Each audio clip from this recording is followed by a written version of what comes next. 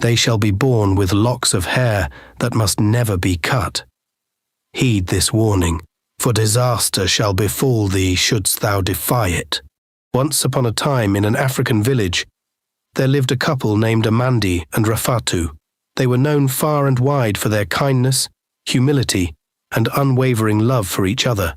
However, despite their happiness and the love they shared, there was one sorrow that lingered in their hearts, like a shadow cast by the setting sun. Amandi and Rafatu had been married for 15 long years, yet they had not been blessed with a child of their own. Each passing year seemed to deepen their longing for a little one to fill their home with laughter and joy. Every time a newborn arrived in the village, Rafatu would shower the infant with gifts, her heart heavy with the hope that this act of kindness would somehow bring her the child she yearned for. But as the years went by, and still no child graced their home, Rafatu's heart grew heavy with despair. Whenever she returned from a naming ceremony, she would retreat to her room, locking herself away from the world as tears streamed down her cheeks. In the solitude of her grief, she would pray tirelessly to the gods of the land, begging for their mercy and blessing. "Please, gods of our land," she would whisper through her tears, her voice trembling with emotion. "Even if the child is blind or crippled, I do not mind. I only ask for a child of my own to fill the emptiness in my heart." One day, as Rafatu wept alone in her room, Amandi entered, his heart heavy with concern for his beloved wife. He approached her gently, wrapping his arms around her trembling form as he whispered words of comfort. "Do not despair, my dear Rafatu," he murmured softly, his voice filled with love and reassurance. "Though our path may be difficult, know that I am here by your side, now and always. Together, we will face whatever trials may come, and our love will guide us through the darkest of nights."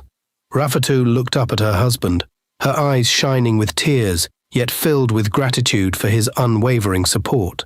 In that moment, she realized that though they may not have the child they had longed for, they had something far more precious: each other. And so, Amandi and Rafatu continued to live their lives with kindness and love, their bond growing stronger with each passing day. As Rafatu trudged through the forest on her way to the farm, her heart felt heavier than the basket of produce she carried on her head. Tears flowed freely down her cheeks, mingling with the dust of the path as she cried out to the gods of her land. "Oh, great and mighty gods!" she wailed, her voice echoing among the trees. "Why is my life filled with such woe? Am I cursed, or did some unseen force conspire against me? While others rejoice in the laughter of their children, I am left barren and alone. When, oh when, shall my prayers be answered? Even if only one child graces my arms, even if they be not perfect, I beg of thee, grant me this one boon." Her cries seemed to pierce the stillness of the forest, reaching the ears of the ancient spirits who dwelt among the trees. In response, a gentle voice floated forth from the rustling leaves, carrying with it a promise of hope. "Rafatu, dear daughter of the land," it whispered, its tone soft yet filled with a power that stirred her soul. "Fear not, for your prayers have not fallen upon deaf ears. The gods have heard your pleas, and soon your womb shall be blessed with the gift of life. In but a few short weeks you shalt conceive and bring forth twin sons. One shall rise to greatness, while the other shall tread a different path. And mark this well, they shall be born with locks of hair that must never be cut. Heed this warning, for disaster shall befall thee shouldst thou defy it." "Is this truly happening?" she whispered to herself, her voice barely above a breath. "Could it be that my years of anguish are finally coming to an end?" With trembling hands and a heart filled with both fear and hope, Rafatu hastened home to her beloved husband Amandi, eager to share the divine message she had received. But when she recounted her encounter to him, he shook his head in disbelief. "Dear Rafatu, my beautiful beloved wife," he said, his voice tinged with skepticism, "I understand you are yearning for a child, But let not your desperation cloud thy judgment. Surely someone hath played a trick upon you, and you have innocently fallen for their deceit. Let us not place too much faith in such fanciful tales. Though Amandi's words brought doubt to her heart, Rafatu could not shake the feeling that the voice she had heard carried a truth far greater than any skepticism could diminish. And so, she clung to the promise of the gods, praying tirelessly that their blessing would soon come to pass. Several weeks passed, and true to the voice's prophecy, Rafatu found herself with child. Months later, she gave birth to 2 beautiful baby boys, whom they named Obi and Chuka. The entire village rejoiced at the arrival of the twins, celebrating their birth with a lavish naming ceremony. 5 years had passed since the twins Obi and Chuka were born, and the village had witnessed their growth with fondness and admiration. On this particular day, the brothers were engrossed in a game in the backyard, their laughter filling the air as they played. Suddenly, their carefree moment was interrupted by the appearance of a venomous snake, its slithering form coiled and ready to strike at Mr. Amandi, who was nearby. In a flash, Obi sprang into action, his instincts guiding him as he swiftly grabbed the serpent and subdued it, saving his father from harm. Mr. Amandi stood in stunned silence, his heart pounding with gratitude and disbelief at his son's heroic act. With trembling hands, he called out for Rafatu, his voice filled with urgency and amazement, wanting her to witness the incredible feat their son had just accomplished.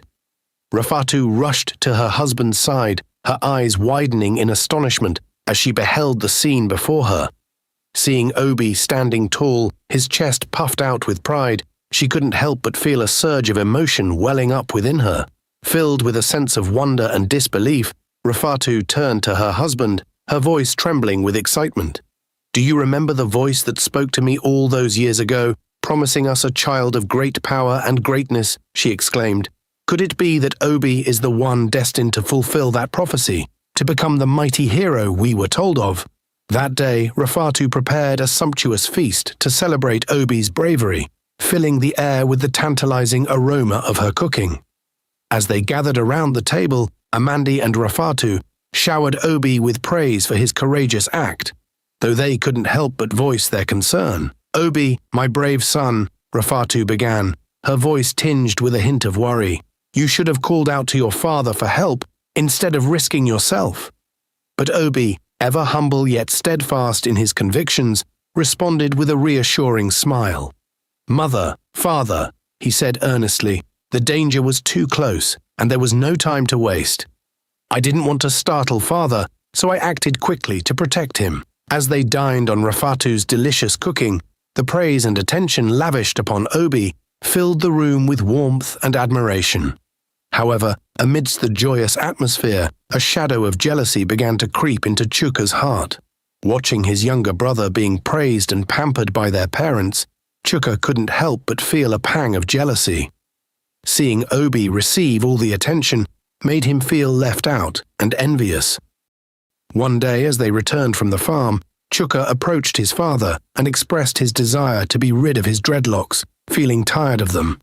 Mr. Amandi recalled the words spoken by the mysterious voice to his wife, advising them not to hesitate if any of their children wished to cut their hair. Without hesitation, Mr. Amandi fetched a pair of scissors from the house and proceeded to cut off Chuka's dreadlocks. Chuka beamed with happiness at the newfound freedom from his long hair, feeling relieved and content with his decision. One fateful morning, a hunter set out into the bush with hopes of securing game to sell at the next village market and provide for his family. However, as he ventured deeper into the wilderness, tragedy struck. A massive lion, lurking in the shadows, ambushed the hunter, overpowering him and ultimately claiming his life. As dusk approached and the hunter failed to return home, his worried wife grew increasingly anxious. Unable to bear the uncertainty any longer, she braved the gathering darkness and sought help from the king. Concerned for the welfare of his subjects, the king immediately dispatched a team of youths and seasoned hunters to search for the missing man. After a thorough search, the rescue party stumbled upon a grisly scene. the lifeless body of the hunter lying motionless on the ground, his fate sealed by the savage attack of the lion. Shock and sorrow swept through the group as they somberly carried the fallen hunter back to the village. News of the tragic incident spread like wildfire, sending waves of fear and apprehension throughout the community. With uncertainty looming over their once peaceful village, precautions were swiftly implemented. Villagers were instructed to travel in groups when venturing into the fields or embarking on hunting expeditions, wary of the unseen dangers lurking in the wilderness. Gathered in the village center, the people looked worried and confused. They wondered why their peaceful village was suddenly in turmoil. "Are the gods angry with us?" one person asked nervously. "Have we done something to upset them?" Others nodded, sharing the same concern. "Could there be a dangerous animal nearby?" someone else suggested, eyeing the surrounding forest warily. As they discussed, their fear grew.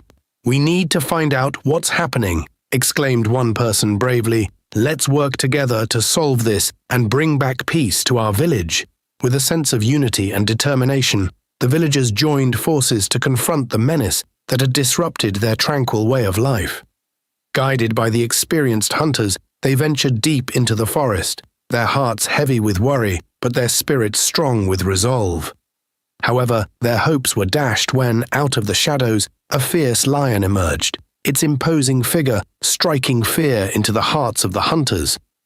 In a flurry of claws and teeth, the beast attacked with savage ferocity, overpowering the villagers and leaving devastation in its wake. Despite their valiant efforts, the hunters were no match for the sheer strength and aggression of the lion. Amidst the chaos and tragedy, only one hunter managed to escape the brutal assault, fleeing back to the village with a heavy heart and a harrowing tale to tell. As he relayed the grim news to his fellow villagers, their hearts sank with grief and anguish, realizing the full extent of the danger they faced. Determined not to succumb to fear and despair, the villagers rallied together, their voices raised in a chorus of defiance and desperation. They marched to the king's palace, their eyes filled with determination as they pleaded with him to take action against the relentless threat that loomed over their village. "Enough is enough," they cried out, their voices echoing with sorrow and frustration.